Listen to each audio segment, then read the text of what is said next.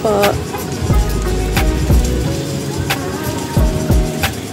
Kuya, papantay na lang dyan. Kahilera na. Oo, para hindi messy tingnan.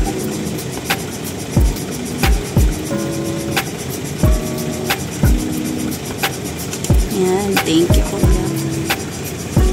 Thank you, kuya. So, ito na, nakuha na namin yung sweep ID. So, sobrang bilis lang niya. Parang wala pang 10 minutes.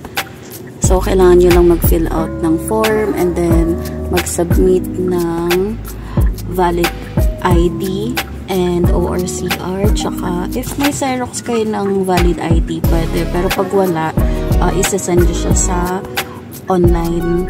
So, ayan na. So, nandito kami sa may kiosk na branch nila.